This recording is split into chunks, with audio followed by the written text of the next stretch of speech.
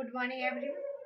आज मैं आप लोग को सिखाऊंगी कि आप वॉइस कैसे बनाओगे। जैसे कि मैंने प्रीवियस कई वीडियोज अपलोड करा है in the sense of voice, और आज मैं आपको बताऊंगी कि पास्ट इंडेफिनिट टेंस की अगर आपको स्ट्रक्चर मिल रही है, किस टेंस की, पास्ट इंडेफिनिट टेंस की, तो आप उसे वॉइस में कैसे चेंज करेंगे। बहुत ही सिंपल रूल मैं आपको दूंगी और उसे आप फॉलो करिए। यहाँ देखिए, पास्ट इंडेफिनिट, पास्ट इंडेफिनिट, ठीक। अब जैसे कि आप जानते हो कि थोड़ा सा मैं आपको टेंस में ले जाना चाहूंगी, क्योंकि पास्ट इंडेफिनिट की कौन सी स्ट्रक्चर पे लिखा हुआ सेंटेंस आपको मिलेगा, ये जानना जरूरी है आपको। मान लीजिए यहाँ पे सिंपल, सबसे पहले मैं बता रही हूँ, subject plus V second plus object, okay, plus full stop. अगर इस स्ट्रक्चर पे आपको सेंटेंस मिलेगा तो आप उसे पैसिव वॉइस में कैसे चेंज करेंगे, ये मैं आपको बताऊंगी। सबसे पहले मैं यहाँ लिख दे रही हूँ एक्टिव स्ट्रक्चर, ठीक है, एक्टिव स्ट्रक्चर,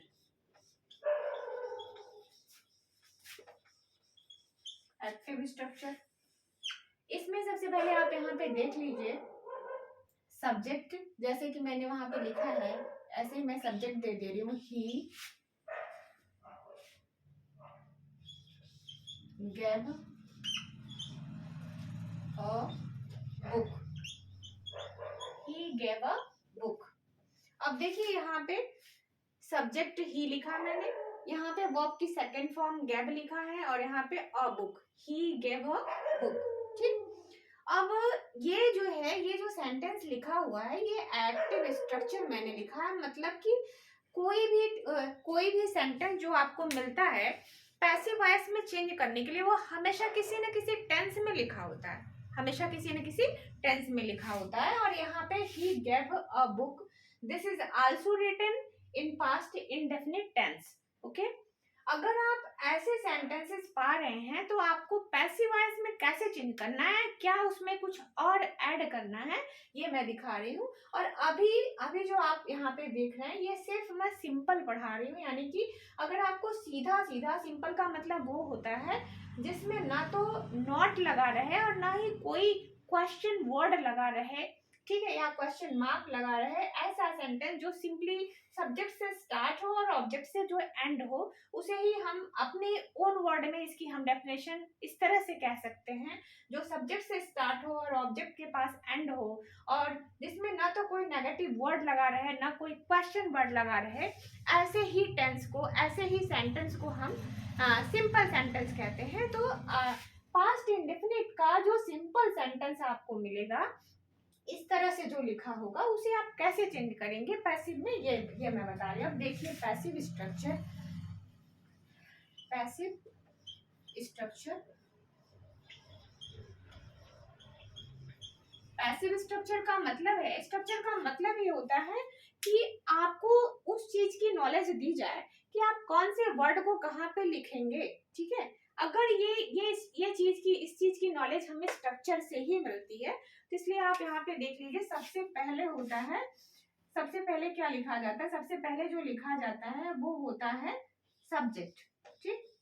अब देखिए लेकिन जो पैसिव वॉइस का जो सब्जेक्ट होता है वो हमेशा आता कहाँ से, वो आता है एक्टिव वॉइस के ऑब्जेक्ट से।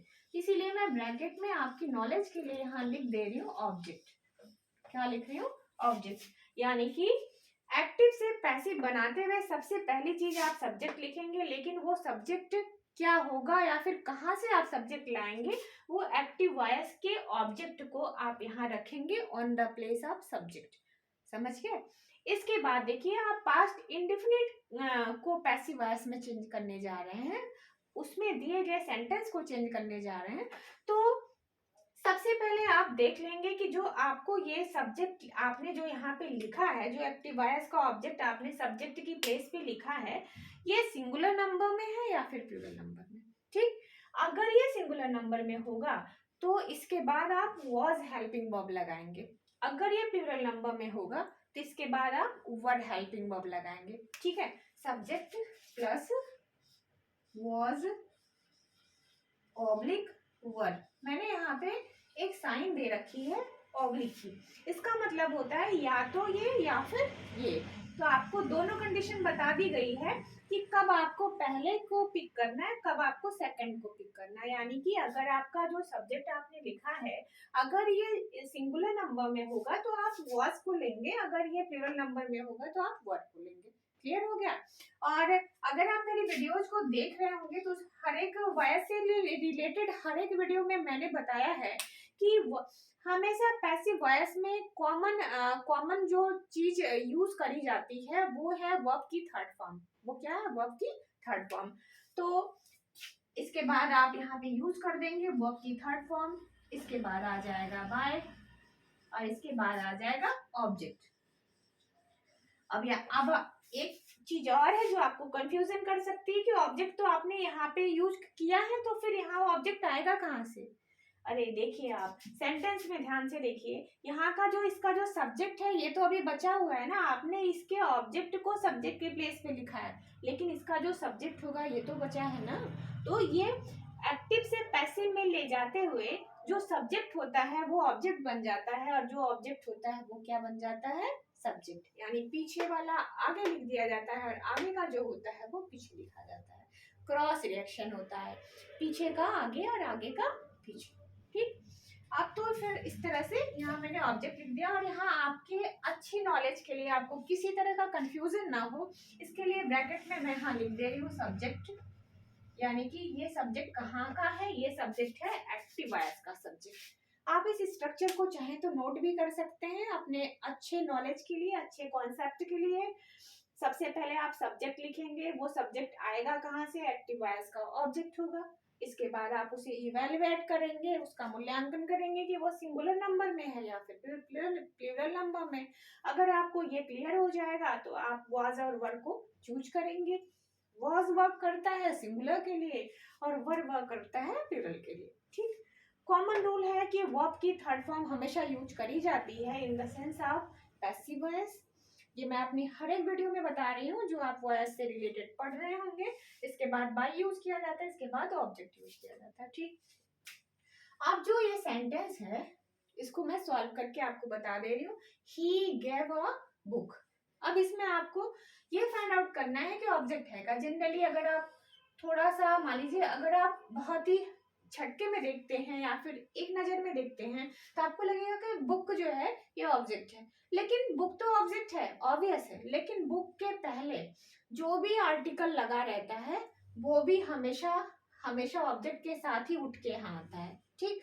कभी भी इसे छोड़िएगा मत। अगर बुक के पहले मान लीजिए यहाँ बुक है तो बुक के पहले अ लगा हुआ है, अगर कोई ऐसा ऑब्जेक्ट है जिसके पहले एन लगा है या फिर द लगा है तो आप ए एंड द सबको इस ऑब्जेक्ट के साथ उठा के यहाँ ले आएंगे। समझ गए? तो ऑब्जेक्ट के साथ जो भी आर्टिकल्स लगे होते हैं उसे भी हम ऑब्जेक्ट के साथ हमेशा ऐड करके यहाँ ले आते हैं। ठीक। तो इसकी स्ट्रक्चर जैसे कि मैंने लिखा है सब्जेक्ट, तो यहाँ पे ये सब्जेक्ट कहाँ से आएगा? इसका ऑब्जेक्ट होगा, तो ऑब्जेक्ट के साथ अगर आर्टिकल लगा है तो उसे आप ले आएंगे। This is not written in the structure but I am saying to you all, you have to follow always the thing which is written before object. Is it clear? In the sense of article a and the, you have not leave that thing when you are just going to transfer this word from the active into the passive. Is it clear? So see here, आप यहाँ पे लिख देंगे a book. Okay, a book लिख दिया। अब जैसा कि मैंने बताया है कि आप इसे इवेलुएट कर लेंगे, इसको एक बार आप देख लेंगे कि ये किस नंबर में है। अब बुक लिखा है तो ये सिंगुलर नंबर में है। इसके बाद आप हेल्पिंग वर्ब इसको इसलिए देखेंगे क्योंकि आपको हेल्पिंग वर्ब कैसे यूज करेंगे इसकी नॉलेज तो यहीं से मिलेगी, इसलिए आप इसे देख लीजिए। अब बुक ये सिंगुलर नंबर में है, आप यहाँ फिर वॉज लगा दीजिए। ठीक है, वॉज लगा दिया आपने। इसके बाद आप वर्ब पे आ जाइए। वर्ब क्या है? जैसे कि सेंटेंस है ये ही गेव अ बुक, तो गेव जो है this is on the place of verb, तो इसकी थर्ड फॉर्म यूज होती है। तो गिव फर्स्ट फॉर्म है, गेव सेकंड फॉर्म है and given is third form. So what you have to write here? Given. Okay, Given।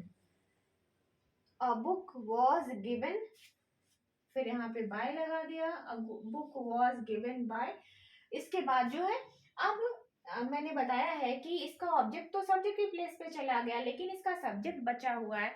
अब देखिए हमेशा बाय के बाद जो आता है वो ऑब्जेक्ट आता है, और ये जो ही लिखा हुआ है दिस इज, ये क्या है, ये नॉमिनेटिव प्रोनाउन है।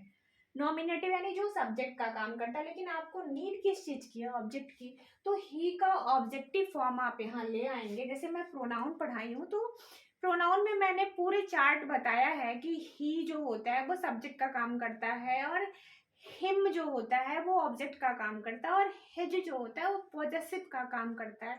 तो यहाँ पे ही की ऑब्जेक्टिव फॉर्म लगेगी और वो क्या होगी, वो हिम हो जाएगी। ठीक है, तो इस तरह से मैंने यहाँ सॉल्व कर दिया। A book was given by him. ठीक, बहुत छोटा सा सेंटेंस, आपको सिर्फ एक एग्जांपल दिया है मैंने, और एक बहुत ही इजीएस्ट स्ट्रक्चर आपको बताई है। अगर आप इसे अपने दिमाग में हमेशा के लिए रखेंगे तो कभी भी आपको कंफ्यूजन नाम की चीज तो आ ही नहीं सकती है, क्योंकि मैंने जो बताया है ये बहुत ही अच्छा मतलब ट्रिक है जिसके थ्रू आप अपना करेक्ट आंसर पा सकते हैं। ठीक, so only one example I have given here, but this is very much useful for you all, and I think that you people are watching this channel very carefully, and I am very much thankful to you all for watching this channel. And if you are having any desire, then you can write that thing in your comment section, and I will upload video by watching your comment. Thank you everyone.